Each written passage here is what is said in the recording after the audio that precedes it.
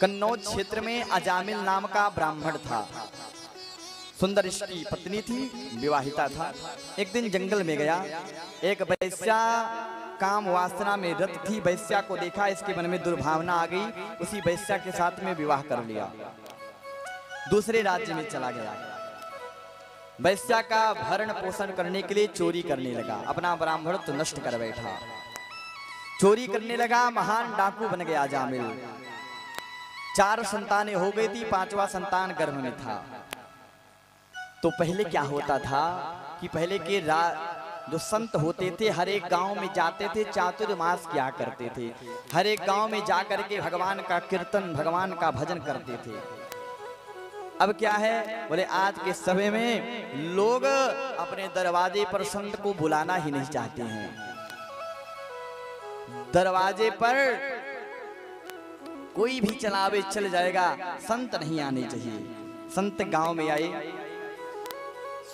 अच्छा, हर एक गांव में कुछ ना कुछ नटखट बच्चे तो होते हैं जिनका जो बुद्धि है वो केवल खुराफात में लगा होता है। तो जब संत भगवान आए तो पूछते हैं, ये बताइए आपके गांव में सबसे धर्मात्मा राजा कौन है, जो सबसे धर्म कर्म करता है। तो बच्चों ने सोचा कि लाओ संत भगवान से परिहास किया जाए। तो गांव का जो सबसे बुरा व्यक्ति था, डाकू था अजामिल, उनका घर बता दिए। बोले सबसे बड़े धर्मात्मा है, बहुत पुण्य करते, जाइए उनके घर। अब तो संत अजामिल के घर आ गए। अजामिल डाका डालने के लिए गया था। इसकी पत्नी ने संतों का स्वागत किया।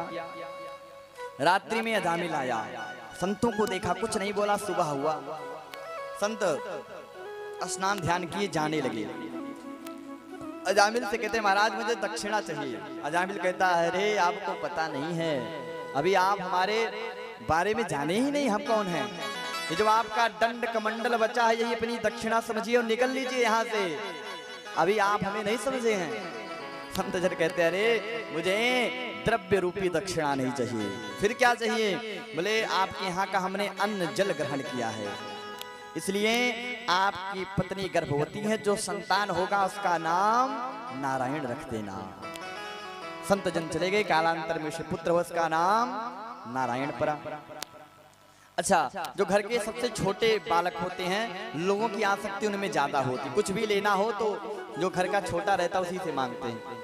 तो इसका छोटा बालक नारायण, तो कुछ भी लेना हो, बेटा नारायण ये लाओ, बेटा नारायण वो लाओ, कुछ भी लेना हो तो नारायण ये लाओ।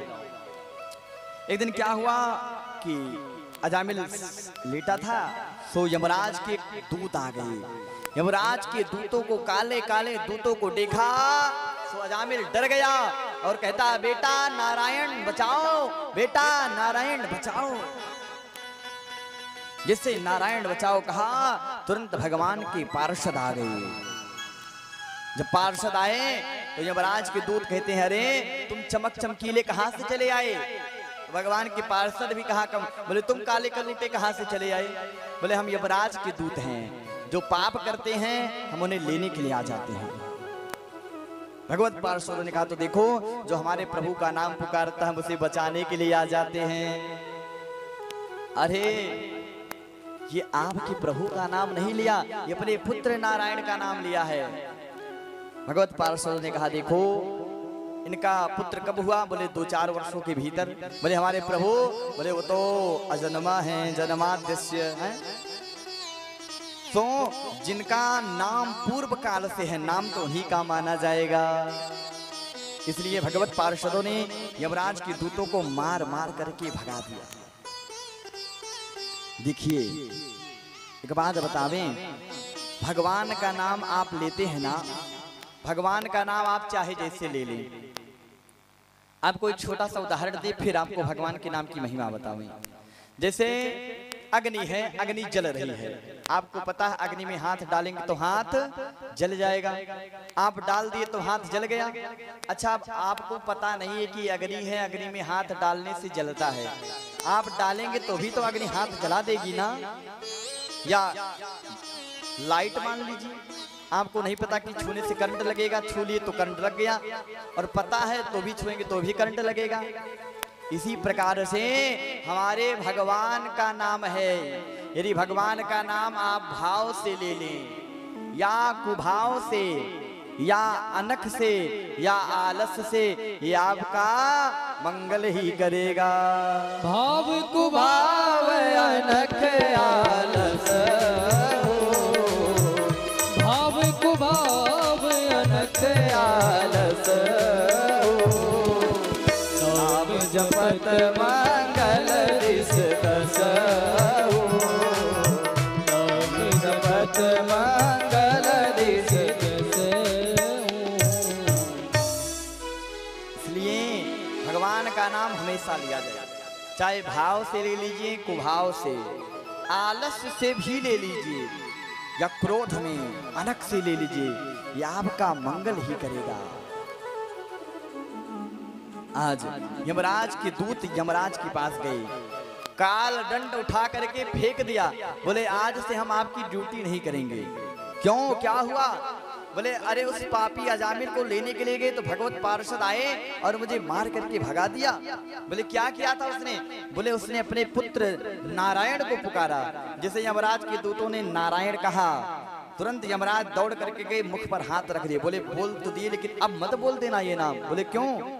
बोले फिर से ये नाम ले लिए ना, जितने कैदी बंधे हैं सबको छुट्टी देना पड़ेगा। और फिर यमराज जी कहते हैं कि जो हम लोगों का टेंडर है ये सीताराम हो जाएगा, इसलिए ये नाम दोबारा मत ले लेना। अच्छा, तो अब आप ही बता दीजिए कि हम लोग किसे पकड़ कर लेकर आए, किसे लाना चाहिए हम लोगों को? सो यमराज कहते हैं देखो आज से आप उन्हीं व्यक्तियों को पकड़ के लेके आना जो व्यक्ति, जिस व्यक्ति की जिह्वा से भगवान का नाम ना निकले।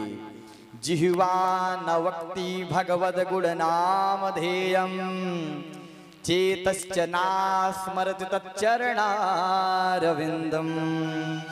कृष्णाय नो नमत यच्छिर एकदापि, तानानयद्धमसतो कृतवृष्टु कृत्या। जिह्वा न वक्ति भगवत गुण नाम ध्येयम, जिसकी जिह्वा से भगवान का नाम न निकले, जिसकी जिह्वा से भगवान की कथाओं का गुणगान न निकले, जिसका चित्त, जिसका मन भगवान की चरणों में ना लगे, जिसके कान भगवान की कथाओं को ना सुने, आप उन्हें ही पकड़ कर लेकर आना। इसलिए भगवान का नाम लेना चाहिए। देखिए भगवान के जो नाम की महिमा है ना बंधुओं, भगवान के नाम की महिमा जो है ये अद्भुत है।